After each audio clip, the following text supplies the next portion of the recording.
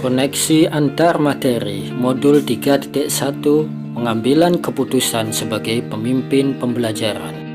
Salam bahagia Bapak Ibu program pendidikan guru penggerak. Bapak Ibu calon guru penggerak, sekolah adalah lembaga formal yang berperan dalam memajukan sumber daya manusia yang di dalamnya terdapat kegiatan proses belajar mengajar yang teratur dan terencana.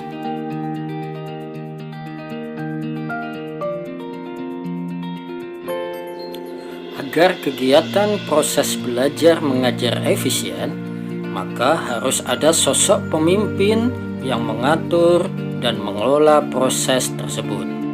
Bapak Ibu sekalian, tahukah siapa pemimpin yang dimaksud? Guru sebagai pemimpin atau manajer adalah motor penggerak bagi muridnya. Seorang guru sebagai pemimpin pembelajaran perlu melaksanakan langkah-langkah pengambilan keputusan dalam mengelaborasikan metode pembelajaran yang berpihak kepada murid. Keputusan yang diambil oleh guru menentukan arah dan tujuan pembelajaran. Kegiatan pembelajaran yang bermakna bagi murid jika dilakukan di lingkungan yang nyaman dan memberikan rasa aman. Hal itu kita sebut dengan well-being ekosistem pendidikan.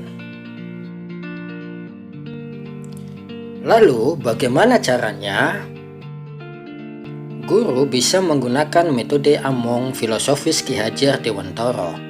Metode ini sesuai dengan metode dalam dunia pendidikan karena strategi dan metode ini dalam pengajaran dan pendidikan berdasarkan pada ASI, ASA, dan ASU, Care and Dedication Based on Love, dan juga bersendikan pada dua hal yaitu kodrat alam dan kemerdekaan anak atau kodrat zaman anak. Pratap Triloka Ki Hajar Dewantara pada sistem Among yaitu Engarso Sungtolodo. Seorang pemimpin atau guru haruslah memberikan tauladan yang baik bagi orang yang dipimpinnya. Ibarat magnet, pemimpin harus mampu menarik partikel-partikel di sekitarnya untuk bisa diajak bersinergi mencapai sebuah visi sekolah yang memerdekakan anak. Guru menjadi inspirasi bagi muridnya.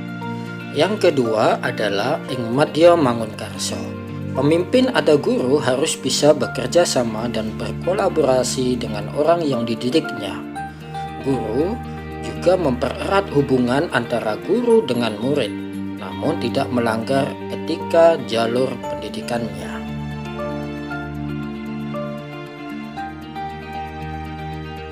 Pratap Triloka yang ketiga yaitu Tutwuri Handayani.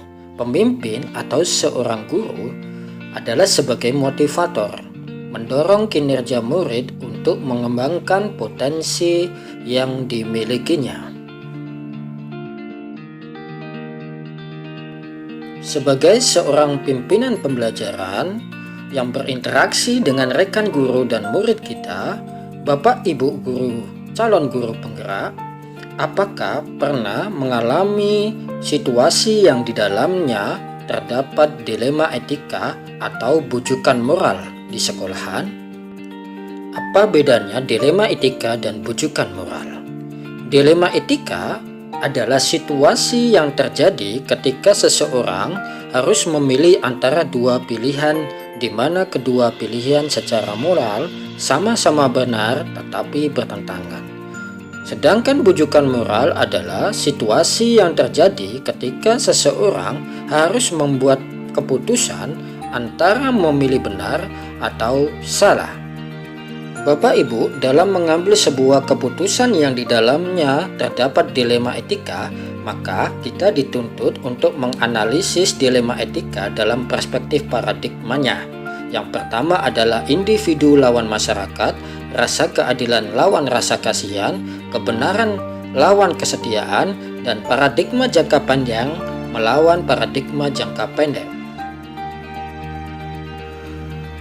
Bapak Ibu sekalian, sebagai seorang pemimpin pembelajaran, dalam mengambil keputusan yang di dalamnya terdapat dilema etika, kita bisa memakai 3 prinsip. Yang pertama adalah berpikir berbasis hasil akhir. Yang kedua, prinsip berpikir berbasis peraturan. Dan yang ketiga adalah berpikir berbasis kepedulian. Setelah menggunakan 3 prinsip itu, Bapak Ibu bisa menguji keputusan kita dengan 9 langkah. Yang pertama, mengenali nilai yang bertentangan. Kedua, siapa yang terlibat. 3, fakta-fakta. 4, uji benar atau salah. Kemudian kelima, uji paradigma. 6, prinsip dan resolusi. 7, investigasi atau opsi trilema. 8, buat keputusan. Dan ke-9 adalah tinjau dan refleksi. Bapak Ibu, dalam menghadapi kasus dilema etika dan pujukan moral, maka nilai dan prinsip guru penggerak sebagai pengambil keputusan sangat diperlukan. Karena nilai-nilai ini akan menentukan keputusan yang kita ambil. Guru penggerak dituntut untuk berpikir secara mandiri, menghasilkan solusi-solusi yang inovasi, mampu berkolaborasi dan bekerja sama dengan semua pihak, merenungkan dan merefleksikan setiap keputusan, dan nantinya akan menghasilkan sebuah paradigma berpihak pada murid. Pengambilan keputusan yang tepat akan menciptakan lingkungan yang positif, kondusif, aman, dan nyaman, yang akan mempengaruhi arah dan tujuan pembelajaran kita.